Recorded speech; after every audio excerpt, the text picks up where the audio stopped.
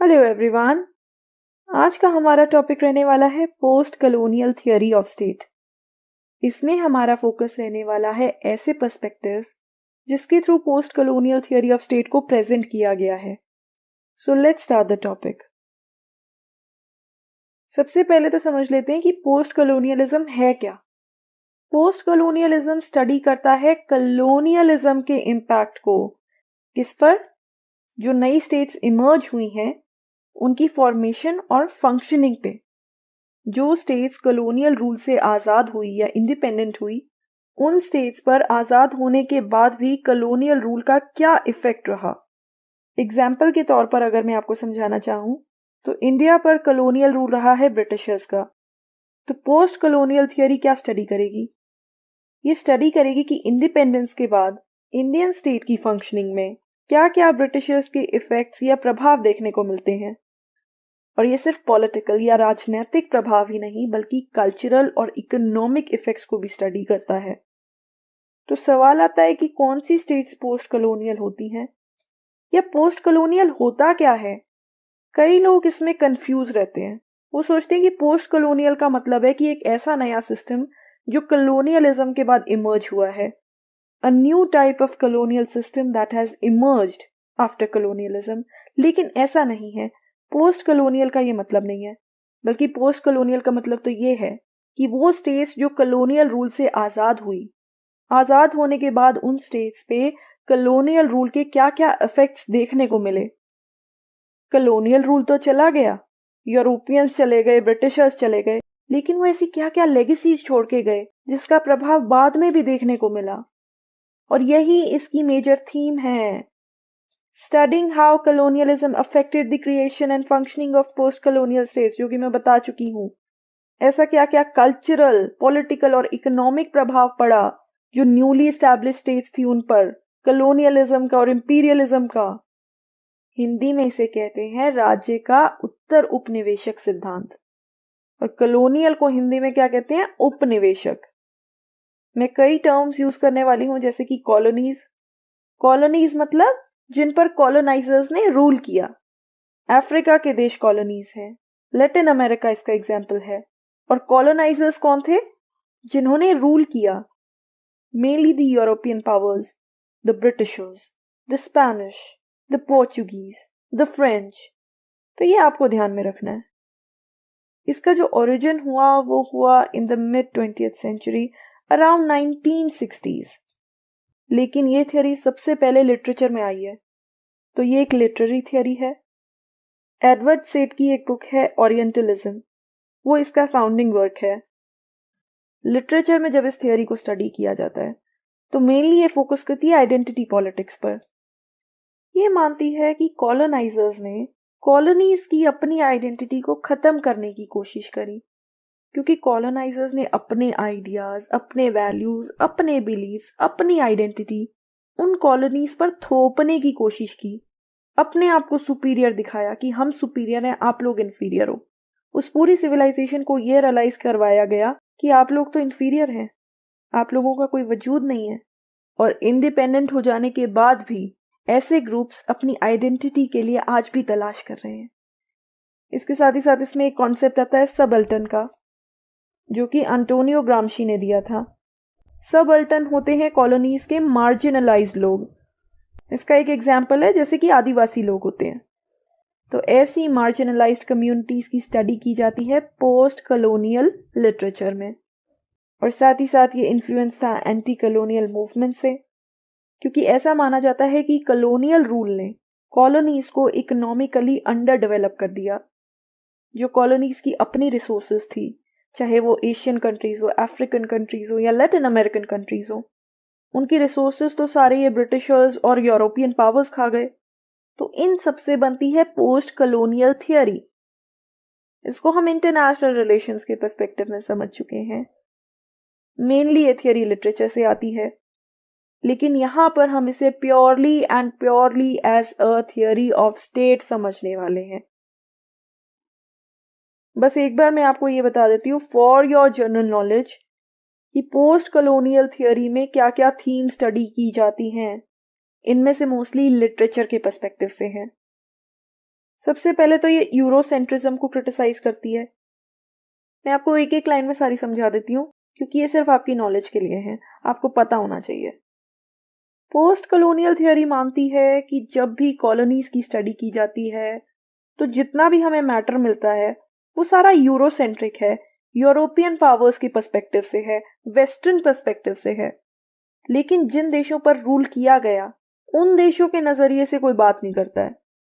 तो इस western centric narrative को पोस्ट कॉलोनियल थियोरी चैलेंज करती है।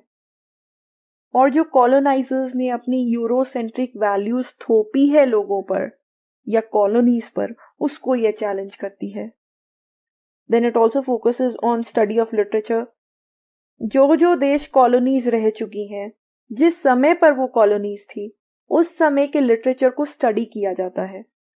और ये लिटरेचर वो नहीं है जो यूरोपियन थिंकर्स ने लिखा, बल्कि ऐसा लिटरेचर जो कॉलोनीज के राइटर्स द्वारा लिखा गया, ताकि हमें एशिया, अफ्रीका और लैटिन अमेरिका जैसी कॉलोनीज के बारे में और ज्यादा नॉलेज मिले। It also explores the hybrid identities. Colonisers की आइडेंटिटी जब कॉलोनाइज्ड लोगों की आइडेंटिटी से मिली तो एक हाइब्रिड आइडेंटिटी इमर्ज हुई, उसकी भी ये स्टडी करती है। और इसके थ्रू हमें जानने को मिलता है कि कॉलोनियलिज्म का क्या इम्पैक्ट रहा, क्योंकि इसके थ्रू भी तो एक नई आइडेंटिटी इमर्ज हुई which is a result of the colonial rule. ऐसे ही ये कल्चरल इंपीरियलिज्म को भी एग्जामिन करती है कि कैसे ब्रिटिशर्स ने, यूरोपियन पावर्स ने या कॉलोनाइजर्स ने अपने कल्चर को कॉलोनीज पर थोपा। उनके माइंड में एक ये नैरेटिव बिल्ड करने का प्रयास किया गया कि जो कॉलोनीज का कल्चर है वो इंफीरियर है और जो कॉलोनाइजर्स का कल्चर है वो सुपीरियर है। फॉर एग्जाम्पल, इंग्लिश बोलना एक स्टेटस सिंबल है, लेकिन हिंदी बोलना बैकवर्डनेस का सिंबल है। Then it emphasise on agency and resistance. ये स्टडी करता है कॉलोनीज के स्ट्रगल को, कैसे कॉलोनीज के अंदर जो डिफरेंट डिफरेंट कम्युनिटीज एग्जिस्ट करती थी, उन्होंने कैसे स्ट्रगल किया कॉलोनियल रूल के अगेंस्ट। तो जैसे इंडिया में ऐसे कौन से लोग थे, ऐसी कौन सी कम्युनिटीज थी जिन्होंने ब्रिटिश रूल के अगेंस्ट स्ट्रगल किया, उसकी ये स्टडी करता है, ताकि उन लोगों को, उन कम्युनिटीज को उनकी ड्यू प्लेस मिले। फिर आता है इंटरसेक्शनैलिटी, जिसे हिंदी में कहा जाता है प्रतिषेधन। ये पोस्ट कॉलोनियल फेमिनिज्म से रिलेटेड कॉन्सेप्ट है और इसको मैं आपको एग्जाम्पल के थ्रू समझा देती हूँ कि कैसे एक इंडिविजुअल की रेस, उसका जेंडर, उसका रिलीजन आधार बन सकता है उसके अगेंस्ट डिस्क्रिमिनेशन का, और ये कैसे डिफरेंट डिफरेंट डिस्क्रिमिनेशंस आपस में ओवरलैप करते हैं। फॉर एग्जाम्पल, एक यूरोपियन देश में एक मुस्लिम वुमन के साथ, उसके साथ डिस्क्रिमिनेशन हो रहा है। तो यहाँ दो तरीके के डिस्क्रिमिनेशन निकल कर आ रहे हैं। फर्स्ट कि वो एक वुमन है, और second thing she is a Muslim. तो यहाँ पर हो रहा है रिलीजन बेस्ड डिस्क्रिमिनेशन। तो ये एग्जाम्पल होता है इंटरसेक्शनैलिटी का, कि कैसे कई बार डिफरेंट टाइप्स ऑफ डिस्क्रिमिनेशंस आपस में ओवरलैप करते हैं। नियो कॉलोनियलिज्म को भी एनालाइज करती है कि कैसे कॉलोनियलिज्म आज भी प्रेजेंट है, बस उसने अपनी फॉर्म बदल ली है। Rich countries still poor countries को डोमिनेट करते हैं through the use of economy. और फिर ये पावर डायनामिक्स को भी स्टडी करता है कि आज के ज़माने में कैसे रिलेशंस हैं कॉलोनीज के बीच में और जो उनके फॉर्मर कॉलोनाइजर्स रह चुके हैं उनके बीच में। तो लाइक इंडिया का ब्रिटेन के साथ कैसा रिलेशन है, या पोस्ट कॉलोनियल स्टेट्स का आपस में कैसे रिलेशन है, अफ्रीकन कंट्रीज जो कॉलोनीज रह चुकी हैं उनके आपस में अब कैसे रिलेशंस हैं। तो इन पावर डायनामिक्स को भी ये स्टडी करती है। These are the major themes. लेकिन जैसा कि मैंने पहले कहा, यहाँ हम स्टडी कर रहे हैं post colonial theory of state. तो थियोरी ऑफ स्टेट के पर्सपेक्टिव से हम इसे स्टडी कर रहे हैं। और जब हम पोस्ट कॉलोनियल थियोरी को as a theory of state समझते हैं तो हम इसकी स्टडी तीन मेजर पर्सपेक्टिव्स के थ्रू करते हैं, जिनमें पहला है मॉडर्नाइजेशन पर्सपेक्टिव, दूसरा है मार्क्सिस्ट पर्सपेक्टिव। मार्क्सिस्ट पर्सपेक्टिव में हम दो मेन अप्रोचेस स्टडी करते हैं, जो कि है इंस्ट्रूमेंटलिस्ट अप्रोच और दूसरी स्ट्रक्चरल अप्रोच, जिसे रिलेटिव ऑटोनॉमी अप्रोच भी कहा जाता है, जिसमें आता है the concept of over developed state. सबसे इंपॉर्टेंट कॉन्सेप्ट है ये post colonial theory of state के अंदर। एंड फिर हम समझते हैं the feminist analysis of post colonial states. तो तीन पर्सपेक्टिव्स की हम स्टडी करते हैं। सबसे पहले आ जाते हैं मॉडर्नाइजेशन पर्सपेक्टिव पर। इसके जो मेन एक्सपोनेंट या सपोर्टर हैं वो है गुनर मिडल, जिन्हें गनर मिडल भी प्रोनाउंस किया जाता है। ये एक स्वीडिश इकोनॉमिस्ट थे और ये जो मॉडर्नाइजेशन पर्सपेक्टिव है ये वेस्टर्न स्कॉलर्स द्वारा दिया गया है। इसको कई बार लिबरल पर्सपेक्टिव भी बोल दिया जाता है। तो ये जो पर्सपेक्टिव है ये पॉपुलराइज हुआ अराउंड 1970s और ये मानता है कि जो पोस्ट कॉलोनियल सोसाइटीज हैं जो इंडिपेंडेंस पा चुकी हैं कॉलोनियल रूल से, ऐसी सोसाइटीज में पॉलिटिकल एलिट्स एक बहुत इंपॉर्टेंट रोल प्ले करते हैं।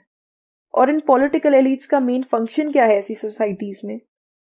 यह है मॉडर्नाइजेशन को अचीव करना। ये मानती है कि पोस्ट कॉलोनियल सोसाइटीज में जो पॉलिटिकल एलिट्स हैं वो नेशनल इंटरेस्ट में काम करते हैं, अपने इंटरेस्ट को भूलकर सोसाइटी में चेंज लाने का काम करते हैं। और वो मॉडर्नाइजेशन क्यों लाना चाहते हैं? ताकि उसके थ्रू एक प्लूरलिस्टिक लिबरल डेमोक्रेटिक स्टेट को अचीव किया जा सके। ये पर्सपेक्टिव मानता है कि मॉडर्नाइजेशन का जो एंड है या ऑब्जेक्टिव है वो है एक प्लूरलिस्टिक लिबरल डेमोक्रेटिक स्टेट की स्थापना। कि अगर एक पोस्ट कॉलोनियल स्टेट में, एक ऐसी स्टेट जिसे नई नई इंडिपेंडेंस मिली है, ऐसी स्टेट में अगर एक लिबरल डेमोक्रेटिक स्टेट एस्टैब्लिश हो जाए जिसमें एक प्लूरलिस्टिक सोसाइटी है, जहां पावर एक ग्रुप में कॉन्सेंट्रेटेड नहीं है, एक सिंगल जगह पे कॉन्सेंट्रेटेड नहीं है, बल्कि different different centres of power हैं, तो ऐसी स्टेट अगर एस्टैब्लिश हो जाए तो मॉडर्नाइजेशन अचीव हो गई।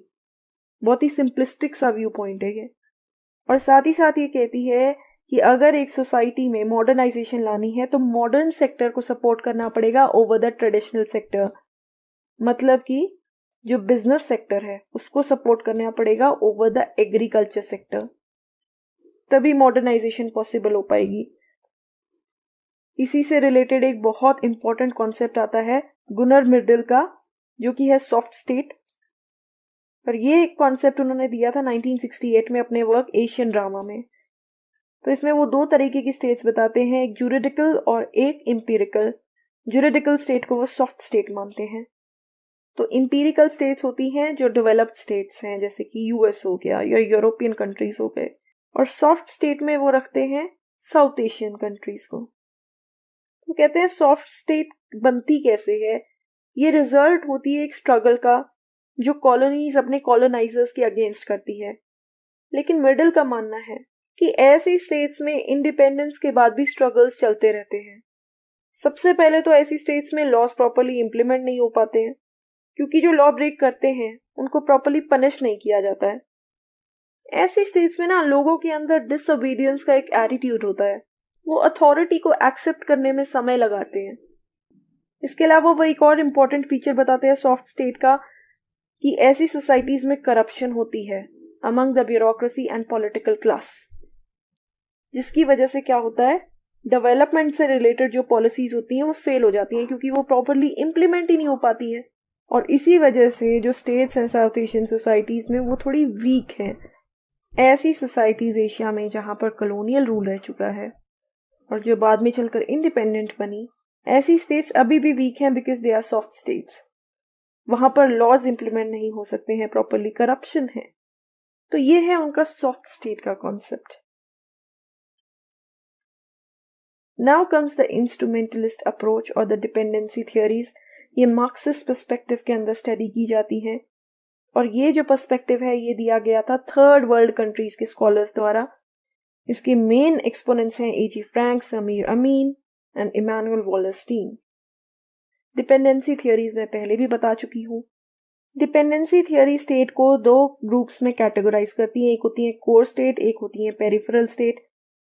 कोर स्टेट्स में आते हैं एडवांस्ड कंट्रीज जैसे कि USA and the European countries.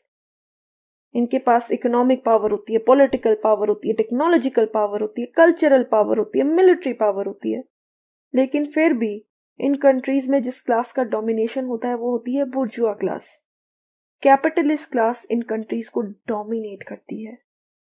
और फिर आते हैं पेरिफेरल स्टेट्स, जो कि इन अ स्टेट ऑफ डिपेंडेंसी होते हैं। तो ये डिपेंडेंसी किस पर होती है? ये डिपेंडेंसी होती है कोर कंट्रीज पर, और ये डिपेंडेंसी होती है अंडर डेवलपमेंट की वजह से। पेरिफेरल स्टेट्स डिपेंडेंट होती हैं कोर कंट्रीज पर अपनी एडवांसमेंट के लिए, और इस डिपेंडेंसी की वजह से सोसाइटी में पॉवर्टी भी आती है, क्योंकि अंडर डेवलपमेंट होती है, इनइक्वालिटी भी आती है, और ये स्टेट्स ऑटोनॉमस नहीं होती है, इंडिपेंडेंट नहीं होती हैं, ये कोर कंट्रीज पर डिपेंडेंट है, जो कि डिपेंडेंट है बुर्जुआ क्लास पर या कैपिटलिस्ट क्लास पर। तो इस पर्सपेक्टिव के अकॉर्डिंग एक पोस्ट कॉलोनियल स्टेट कैसे डेवलपमेंट को अचीव कर सकती है? अकॉर्डिंग टू दिस अप्रोच, ऐसा करने के लिए सबसे पहले तो पोस्ट कॉलोनियल स्टेट्स को या पेरिफेरल स्टेट्स को डिपेंडेंस छोड़नी पड़ेगी कोर कंट्रीज पर, इंडिपेंडेंट बनना पड़ेगा, अपनी नेशनल ऑटोनॉमस डेवलपमेंट पर फोकस करना पड़ेगा, उन्हें कोशिश करनी पड़ेगी कि खुद से अपने आप को डेवलप करें, किसी भी तरीके से डिपेंडेंस छोड़ें कोर कंट्रीज पर, चाहे ऐसा करने के लिए उन्हें प्रोटेक्शनिस्ट पॉलिसीज ही क्यों ना अडॉप्ट करनी पड़े। अपनी रिसोर्सेज को एक्सपोर्ट करना छोड़ दें, बाहर की कंट्री से इंपोर्ट करवाना बंद कर दें या कम कर दें, प्रोटेक्शनिज्म लाएं इकोनॉमी में। तो इस प्रकार से डेवलपमेंट पॉसिबल है पेरिफेरल स्टेट्स के लिए। फिर आता है वेरी इंपॉर्टेंट स्ट्रक्चरल अप्रोच या relative autonomy, which is related with Hamza Alawi's concept of overdeveloped state. Hamza अलावी एक पाकिस्तानी सोशियोलॉजिस्ट थे जिन्होंने ये कॉन्सेप्ट दिया है, और post colonial theory of state के पर्सपेक्टिव से एक बहुत ही इंपॉर्टेंट कॉन्सेप्ट है। ये इस बात को चैलेंज करता है कि स्टेट एक न्यूट्रल एंटिटी है या एक ऑटोनॉमस एंटिटी है। ना तो स्टेट न्यूट्रल है, ना ही वो ऑटोनॉमस या इंडिपेंडेंट है। ये कॉन्सेप्ट भी 1972 में दिया गया था, जिसमें अलावी बताते हैं कि स्टेट न्यूट्रल नहीं है, बल्कि स्टेट तो हेवीली इंटरफेयर करती है, वो न्यूट्रल होकर कार्य नहीं करती है, और एक स्टेट सोसाइटी से भी ज्यादा स्ट्रांग है। एक स्टेट के अंदर जो सोसाइटी एग्जिस्ट करती है, स्टेट उन सोसाइटी से ज्यादा स्ट्रांग है, क्योंकि ये कॉन्सेप्ट मानता है कि पोस्ट कॉलोनियल सोसाइटीज में स्टेट्स जो हैं वो ओवर डेवलप्ड बन जाती हैं, और इस वजह से वो हेवीली इंटरवीन या इंटरफेयर करती हैं, इकोनॉमी में भी और सोसाइटी में भी। और स्टेट किसी एक क्लास द्वारा डोमिनेट नहीं होती है, कोई एक क्लास नहीं है जो डोमिनेट करती है स्टेट को, बल्कि नंबर ऑफ क्लासेस हैं, मेनली 3 क्लासेस हैं जो डोमिनेट करती हैं स्टेट को, जिन्हें कलेक्टिवली बुर्जुआ ही कहा गया है। इसमें 3 मेन क्लासेस आती हैं। पहली है मेट्रोपॉलिटन बुर्जुआ, यानी कि शहरों में रहने वाले अमीर लोग। फिर आते हैं इंडिजेनस बुर्जुआ, जिसमें आते हैं रूरल एरियाज में रहने वाले अमीर लोग। और फिर लैंडेड क्लास, ऐसे लोग जिनके पास अच्छा खासा लैंड है या जमीन है।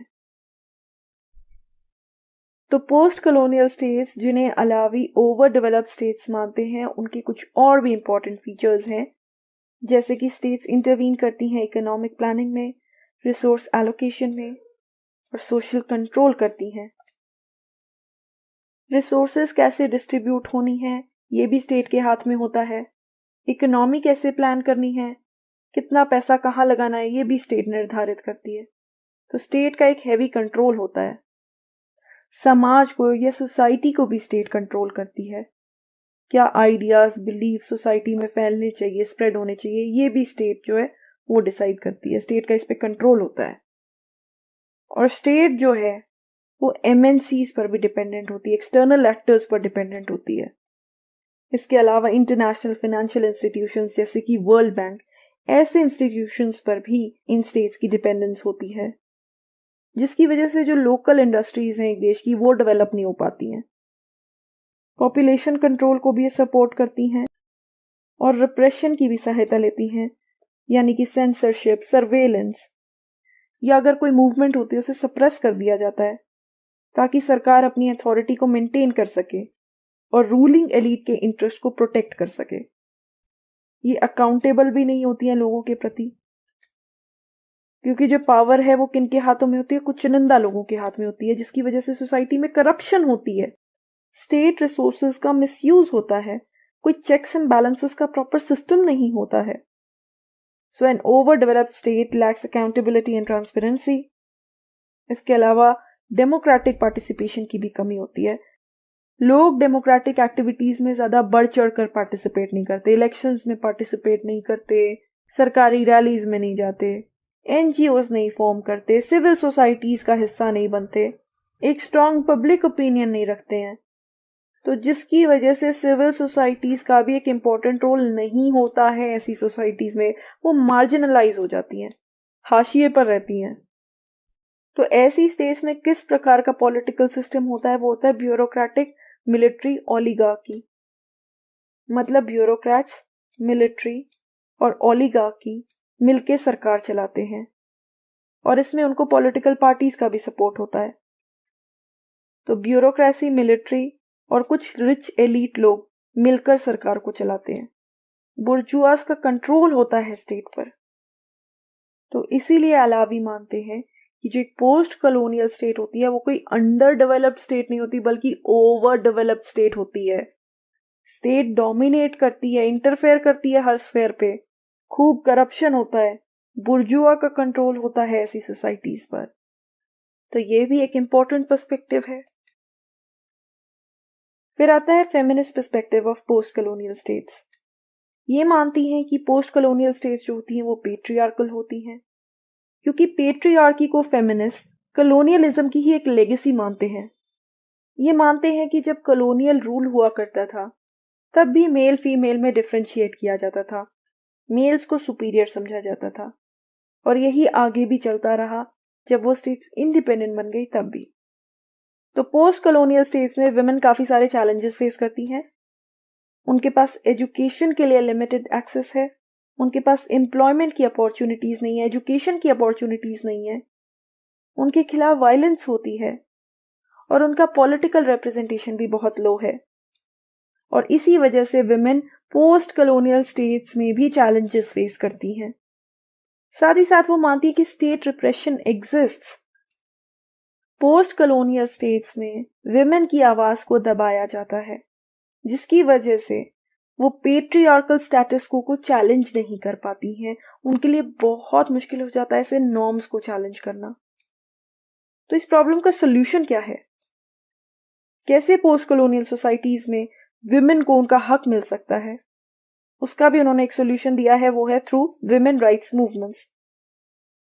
ये पर्सपेक्टिव मानता है कि औरतों को अपने राइट्स के लिए मूवमेंट्स करनी चाहिए, जिससे कि पेट्रियार्कल नॉर्म्स को और स्ट्रक्चर्स को चैलेंज किया जा सके और औरतों को उनके राइट्स मिले।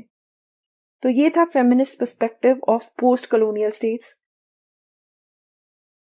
ये सब पर्सपेक्टिव समझ लेने के बाद हम समझ लेते हैं कि पोस्ट कॉलोनियल स्टेट को किन किन बेसिस पर क्रिटिसाइज किया गया है।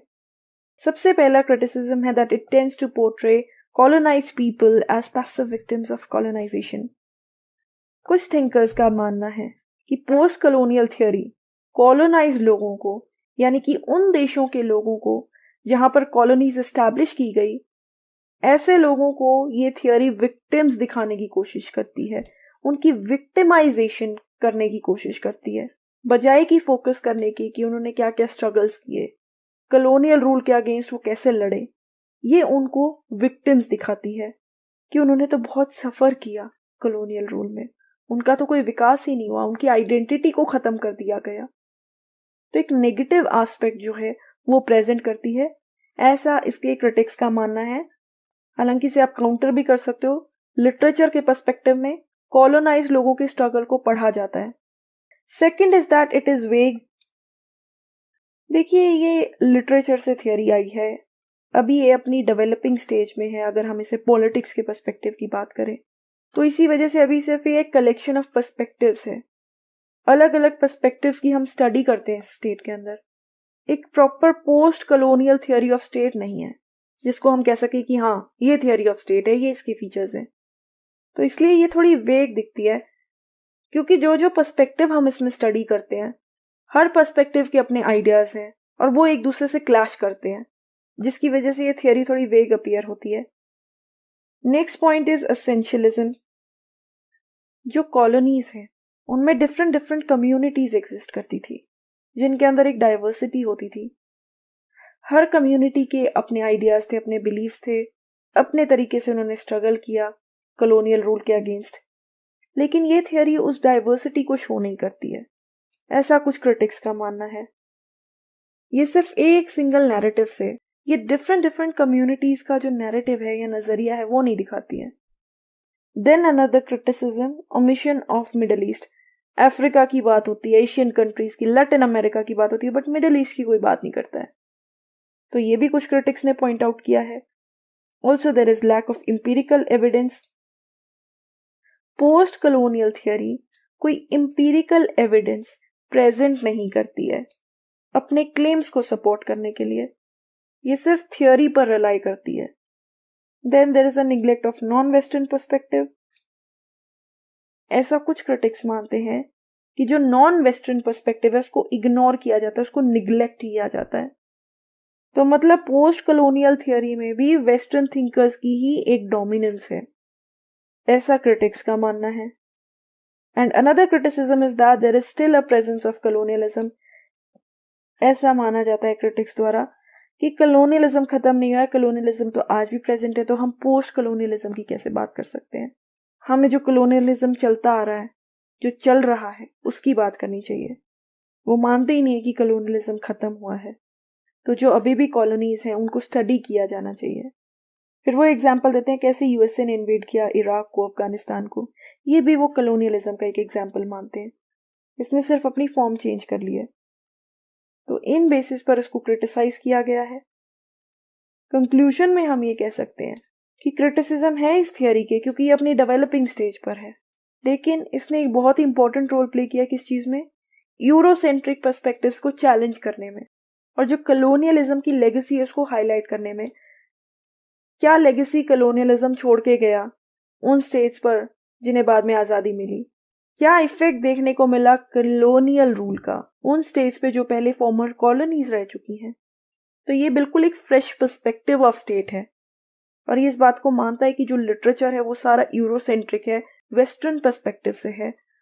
साथ ही साथ कॉलोनियलिज्म के खत्म होने के बाद भी जो रिलेशंस चल रहे हैं between the colonisers and colonised, उसके बारे में हमें जानने को मिलता है कि कैसे आज भी पेरिफेरल स्टेट्स जो हैं वो कोर पर डिपेंडेंट है, कैसे पोस्ट कॉलोनियल स्टेट्स का आज भी एक्सप्लॉयटेशन हो रहा है, कैसे उन्हें इंटरनेशनल लेवल पर मार्जिनलाइज किया जा रहा है।